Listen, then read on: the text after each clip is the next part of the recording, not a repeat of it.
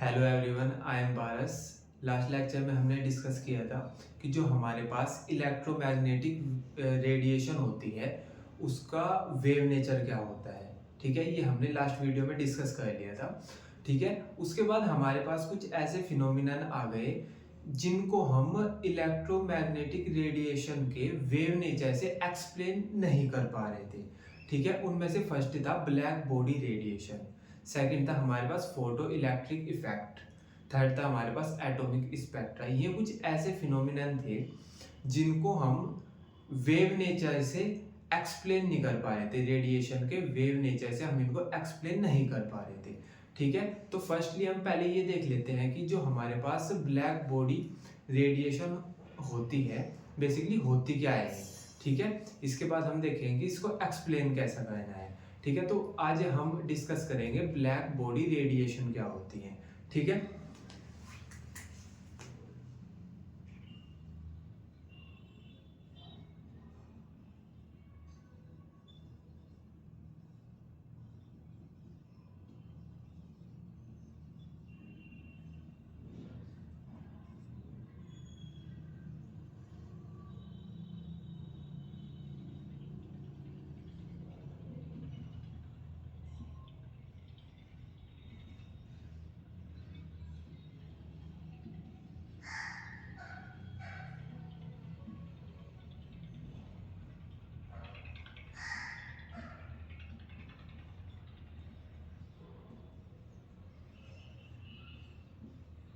तो हम बेसिकली जब ब्लैक बॉडी रेडिएशन को समझते हैं तो हम दो चीज़ों की बात करते हैं, इमिशन ऑफ रेडिएशन और एब्जॉर्प्शन ऑफ रेडिएशन।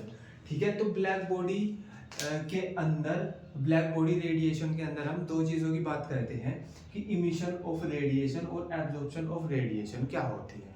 ठीक है, तो इसको आप ऐसे समझो कि आपने ये नोटिस किया होगा कि जो हमारे पास सॉलिड ऑब्जेक्ट्स होते हैं जब हम उनको गर्म करते हैं तो वो रेडिएशन इमिट करते हैं। जैसा मान लो हमारे पास एक लोहे की कोई चीज़ है और मैं ना मेरे पास लोहे का एक जाल है और मैं ना उसको ना गर्म कर रहा हूँ, तो होगा क्या कि वो ना रेडिएशन इमिट करेगा। पता कैसे चलेगा? वो ना जैसे हम उसको हीट करेंगे गर्म करेंगे तो ना रेड हो जाएगा। ठीक है, फिर उसके बाद भाई और हीट करेंगे हम उसको तो वो हल्का सा वाइट पड़ेगा, फिर हम और हीट करेंगे तो वो ब्लूइश हो जाएगा। ठीक है, तो हो क्या रहा है कि जैसे जैसे हम उसको गर्म कर रहे हैं वैसे वैसे रेडिएशन इमिट कर रहा है। ठीक है, जिसको हम बोल देते हैं इमिशन ऑफ रेडिएशन। ठीक है, आई चीज समझ में? ठीक है, तो बेसिकली हमारे पास इमिशन ऑफ रेडिएशन क्या होता है, जब भी हम किसी सॉलिड ऑब्जेक्ट को गर्म करते हैं तो वो कुछ रेडिएशन इमिट करता है। ठीक है, जिसको हम बोल देते हैं इमिशन ऑफ रेडिएशन। ठीक है, अब अगर मैं इसके अपोजिट बात करूं, इसके अपोजिट बात मैं ये करूं कि आप सपोज करो हमारे पास कोई ऑब्जेक्ट है और मैं उसको रेडिएशन डाल रहा हूं मैं उस ऑब्जेक्ट पे। ठीक है, तो होगा क्या कि वो ऑब्जेक्ट कुछ रेडिएशन तो एब्जॉर्ब कर लेगा, कुछ रेडिएशन को वो रिफ्लेक्ट कर देगा और कुछ रेडिएशन को वो ट्रांसमिट कर देगा। ठीक वैसे ही जैसे अगर मेरे पास कहीं से पैसे आएंगे तो मैं उनको कुछ को तो सेव कर लूंगा, कुछ को मैं किसी को दे दूंगा, कुछ को मैं उड़ा दूंगा। ठीक है, तो बेसिकली जैसे हम कुछ ही पैसों को सेव करते हैं, ठीक है, वैसे ही जो हमारे पास ऑब्जेक्ट होते हैं वो कुछ ही एनर्जी को एब्जॉर्ब करते हैं, कुछ ही एनर्जी को सेव करते हैं, बाकी की एनर्जी को या तो रिफ्लेक्ट कर देंगे या वो ट्रांसमिट कर देंगे। ठीक है, कुछ ही ऐसी एनर्जी होगी जो उनके ऊपर पड़ेगी और वो एब्जॉर्ब कर लेंगे।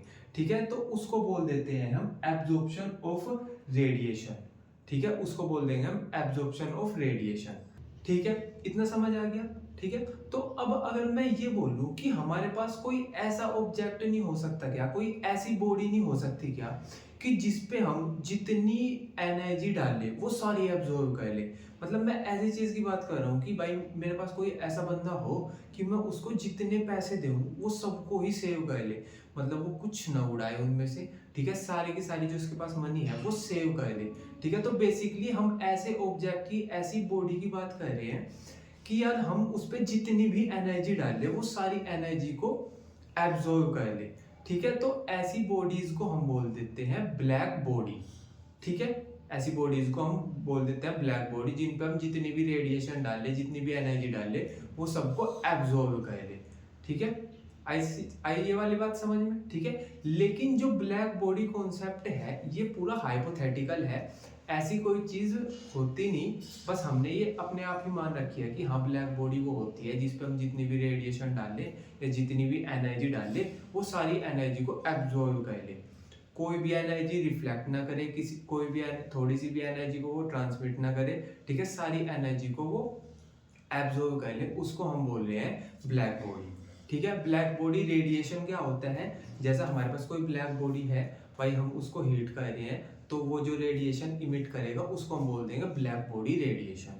ठीक है, तो आपको ये समझ आ गया होगा कि ब्लैक बॉडी क्या होती है और ब्लैक बॉडी रेडिएशन क्या होती है।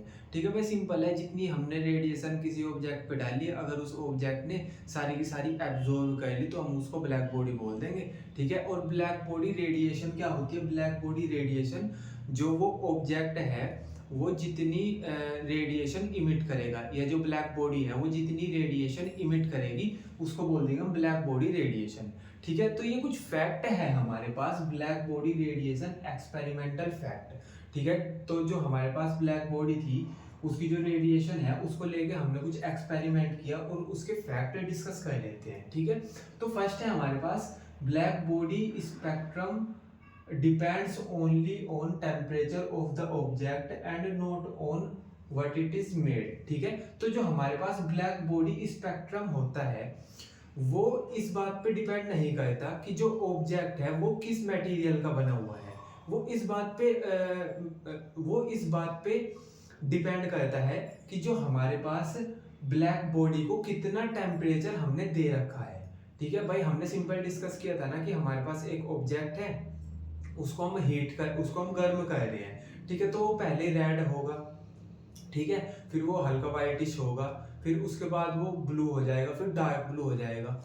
ठीक है, तो ये मैटर नहीं करता कि वो ऑब्जेक्ट सॉलिड ऑब्जेक्ट वो कौन सा है, ये मैटर नहीं करता, मैटर ये कहता है कि हम उसको कितना ज्यादा गर्म कर रहे हैं। ठीक है, तो सिंपल इन्होंने ये बोल दिया कि जो ब्लैक बॉडी स्पेक्ट्रम होता है, जिस ब्लैक बॉडी स्पेक्ट्रम मतलब कि जो ब्लैक बॉडी में से जो डिफरेंट रेडिएशन निकल रही है, डिफरेंट हमारे पास रेडिएशन निकल रही है, उसको हम ब्लैक बॉडी स्पेक्ट्रम बोल देते हैं। तो इन्होंने बोल दिया कि ब्लैक बॉडी स्पेक्ट्रम जो होता है वो टेम्परेचर पे डिपेंड करता है, जो रेडिएशन उसमें से निकलेगी वो टेम्परेचर पे डिपेंड करेंगी।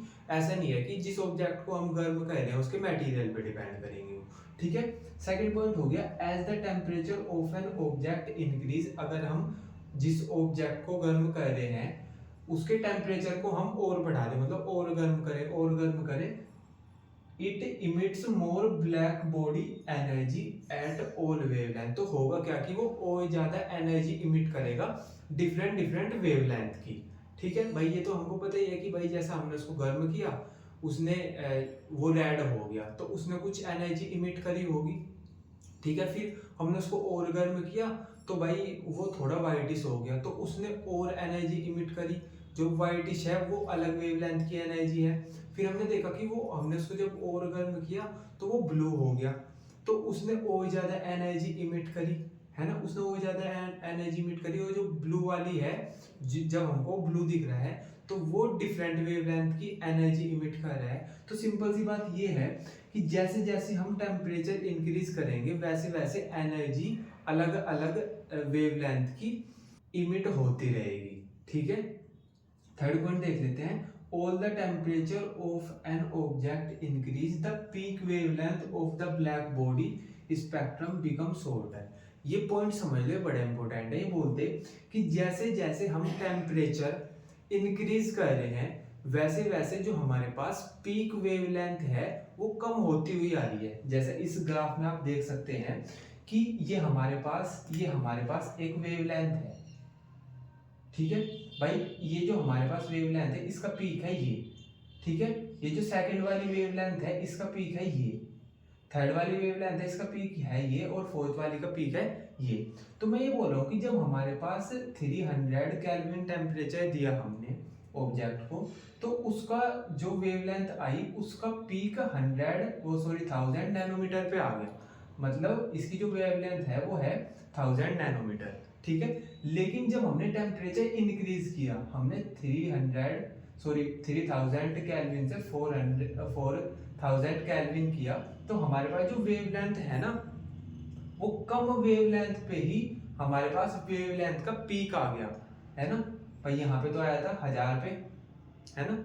हमने उसे और ज्यादा टेम्परेचर दिया, यहाँ पे आ गया 800 पे, ठीक है। फिर हमने क्या किया, हमने उसको और ज्यादा टेम्परेचर दिया, तो फिर जो हमारे पास वेवलेंथ का पीक है वो और कम पे आ गया 400 नैनोमीटर पे, ठीक है। फिर हमने और ज्यादा टेम्परेचर दिया 6000 केल्विन, ठीक है। तो जो हमारे पास वेवलेंथ का पीक है वो और कम पे ही आ गया, कम वेवलेंथ पे ही पीक आ गया, है ना। तो बेसिकली हो क्या रहा है, जैसे जैसे हम टेम्परेचर इंक्रीज कर रहे हैं ना, वैसे वैसे जो पीक वेवलेंथ है वो शॉर्ट होती हुई जा रही है, ठीक है। तो इस अगर हम इस तरीके को देखें, तो जब वो बिल्कुल बहुत ज्यादा गर्म होगा भाई, 6000 केल्विन टेम्परेचर दे दिया हमने किसी ऑब्जेक्ट को, तो वो बहुत ज्यादा गर्म होगा, ठीक है। तो उस टाइम पे जो एनर्जी इमिट कर रहा होगा उसकी वेवलेंथ बहुत शॉर्ट होगी, बहुत छोटी होगी उसकी वेवलेंथ, और क्योंकि उसकी वेवलेंथ छोटी होगी तो उसकी फ्रीक्वेंसी ज्यादा होगी, है ना। और फ्रीक्वेंसी ज्यादा होगी तो वो ज्यादा फास्ट रेडिएशन इमिट करेगा, ठीक है। तो थर्ड पॉइंट में बेसिकली इन्होंने यही बोल रखा है कि जैसे जैसे हम टेम्परेचर इंक्रीज करेंगे, वैसे वैसे जो हमारे पास पीक वेवलेंथ है, जो पीक वेवलेंथ है ब्लैक बॉडी की, वो शॉर्टर होती चली जाएगी, है ना। पीक वेवलेंथ छोटी होती चली जाएगी। जैसे यहाँ पे 1000 थी तो यहाँ पे 800, यहाँ पे 400 और यहाँ पे भी 100 ही रह गई, ठीक है। 100 कब है वो, जब हमने 6000 केल्विन टेम्परेचर दिया उसको, ठीक है। समझ आ गया, है ना। अब बात करते हैं लास्ट पॉइंट की। The black body spectrum always becomes small at left hand side. तो ये बोलते हैं कि जैसे जैसे आप लेफ्ट हैंड साइड जाओगे ना, तो जो ब्लैक बॉडी स्पेक्ट्रम है वो वो स्मॉल होता चला जाएगा, है ना। जैसे जैसे आप इधर से इधर जाओगे तो जो ब्लैक बॉडी स्पेक्ट्रम है वो स्मॉल होता चले जाएगा, ठीक है। ऐसा क्यों है, ऐसा इसलिए है क्योंकि जो हमारे पास जब शॉर्ट वेवलेंथ होगी तो हमारे पास हाई फ्रीक्वेंसी होगी भाई। हमने अभी थर्ड पॉइंट में डिस्कस किया कि जैसे जैसे हम टेम्परेचर इंक्रीज करेंगे वैसे वैसे वेवलेंथ छोटी होती चली जाएगी, ठीक है। और जैसे जैसे हम वेवलेंथ छोटी होती चली जाएगी तो उसकी फ्रीक्वेंसी ज्यादा होती चली जाएगी। वेवलेंथ छोटी होगी तो उसकी फ्रीक्वेंसी ज्यादा होगी। मैंने लास्ट वीडियो में समझाया था कि वेवलेंथ कैसे होते हैं, मतलब वेवलेंथ क्या होती है, ठीक है ना। अब ये मत बोलना कि हमको ये नहीं पता वेवलेंथ क्या होती है। अगर आपको नहीं पता तो फिर लास्ट वाला लेक्चर देखो पहले, ठीक है ना। तो आई होप आपको ये क्लियर हो गया होगा कि जो हमारे पास ब्लैक बॉडी होती है वो क्या होती है, ठीक है। तो ये जितना भी हमने ब्लैक बॉडी रेडिएशन एक्सपेरिमेंट पढ़ा, इसमें हमने ये सब देखा कि क्या क्या चीजें हो रही हैं।